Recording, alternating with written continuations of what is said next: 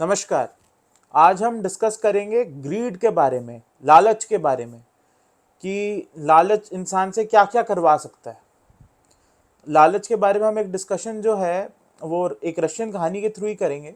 जैसा कि हमने अपनी पिछली वीडियो में रशियन कहानी के थ्रू लाइफ के 3 लेसन्स के बारे में डिस्कस किया था। चलिए कहानी से शुरू करते हैं। एक गांव में एक किसान होता है। वो किसान के पास ज़मीन नहीं होती, तो वो अपनी वाइफ के साथ छोटे से घर में रह रहा होता है गांव के अंदर। तो किसान का नाम होता है मोहन और उनकी वाइफ का नाम होता है माधवी। तो एक दिन क्या होता है, जो माधवी जी की एक फ्रेंड है वो उनके घर आती हैं। उनकी शादी हो रखी होती है ज़मींदारों के यहाँ। तो वो जो हैं वो कहती हैं कि जी हम तो ऐसे रहते हैं, वैसे रहते हैं, हम तो ये करते हैं, हम तो वो करते हैं। तो ये सब सुन के जो माधवी जी हैं वो बड़ी वो हो जाती हैं। वो मोहन को कहती हैं कि जी हम ऐसा कब करेंगे। तो मोहन कहते हैं कि बस मेरे पास भी अगर ज़मीन होती ना, तो शैतान भी जो है वो मुझे तरक्की करने से रोक नहीं सकता। तो ये बात जो है ऊपर बैठे शैतान सुन लेते हैं। तो वो उनको क्या होता है कि वो जिस ज़मीन पे काम कर रहे होते हैं, उनकी जो ज़मीन की जो ओनर होती हैं उनकी डेथ हो जाती है और उनका आगे कोई वारिस होता नहीं है। तो वो वसीयत में मोहन के नाम पे अपनी पूरी ज़मीन छोड़ जाती हैं। उनकी 25 एकड़ की ज़मीन होती है। मोहन के पास वो 25 एकड़ की ज़मीन आ जाती है। तो शैतान ने अपना काम कर दिया, उन्होंने ज़मीन दिला दी इन्हें। अब क्या होता है कि मोहन जी के पास नई नई ज़मीन आई है, तो उनसे ना संभल नहीं रही वो ज़मीन। वो हर किसी से लड़ते रहते हैं। जो उनके पुराने साथ के लोग थे उनसे सीधे मुंह बात नहीं करते, पड़ोसियों के साथ लड़ते हैं, झगड़ते हैं, बहुत तंग करते हैं। मतलब लोग बड़े दुखी हैं कि ये यहाँ पे इनको क्यों मिल गई ज़मीन। तंग करते हैं लोगों को। दूसरी जो चीज़ वो करते हैं वो ये करते हैं कि जो वर्कर्स हैं उन्हें बहुत एक्सप्लॉइट करना शुरू कर दिया उन्होंने। तो लोग उनसे इन इफेक्ट हर कोई दुखी है। तो होता क्या है, उन्हें पता चलता है कि थोड़े टाइम बाद उन्हें पता चलता है कि एक ना पास के गांव में जिस रेट पे उनके पास यहाँ पे 25 एकड़ ज़मीन है, उसी रेट पे उनको वहाँ 40 एकड़ ज़मीन मिल जाएगी। तो वो अपनी यहाँ की ज़मीन बेच के वहाँ पे 40 एकड़ की ज़मीन कर लेते हैं। अब वहाँ पे वो 1-2 साल रहते हैं, वहाँ के भी लोगों को तंग करते हैं, ये तो उनकी आदत ही बन चुकी है। उसके बाद उन्हें पता चलता है तीसरे गांव में उसी अमाउंट में उन्हें 60 एकड़ ज़मीन मिल जाएगी। तो वो तीसरे गांव चले जाते हैं। अब तीसरे गांव में वो रह रहे होते हैं, तो एक इंसान आता है, एक इंसान ही आएगा, ऑब्वियस बात है।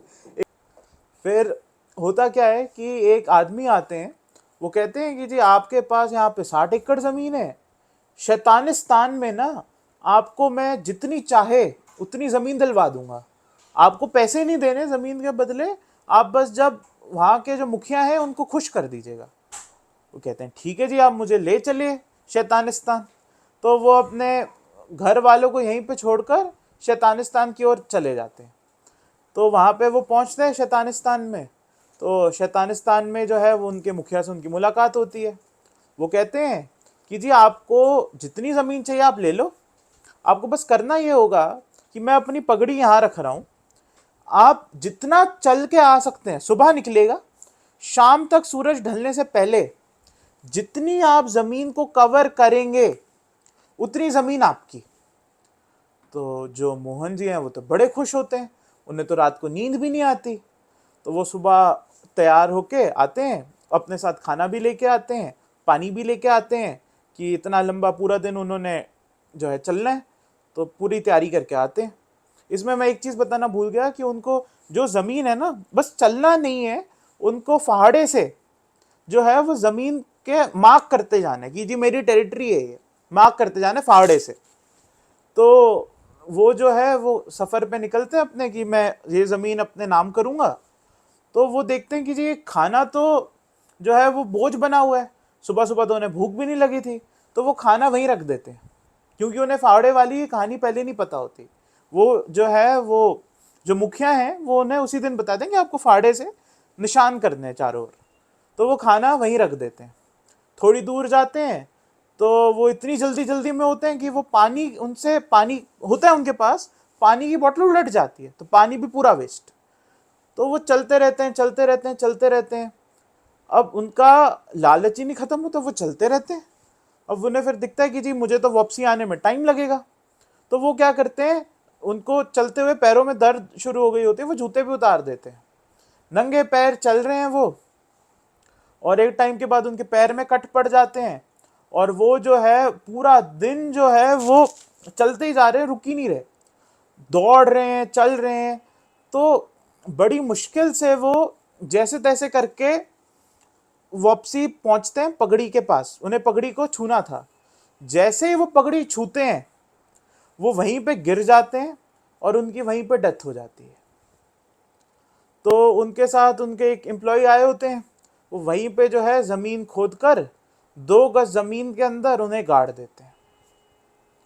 तो इस कहानी से ये हमें पता चला कि जो मोहन जी थे, उन्होंने लालच में आके, एक तो जब पैसा आ गया उनके पास, तो उन्होंने अपने पैसे को जो है वो लोगों को तंग किया।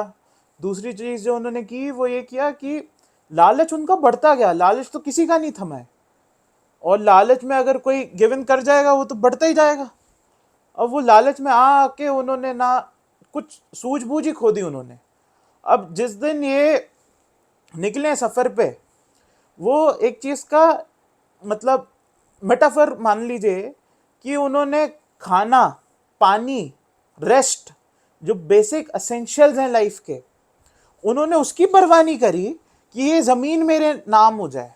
जमीन तो रही, जमीन क्या नाम होती है उनके, वो तो खुद ही नहीं रहे। तो हमें ये बताता है कि इंसान का जो लालच है वो तो थमने ही नहीं वाला है।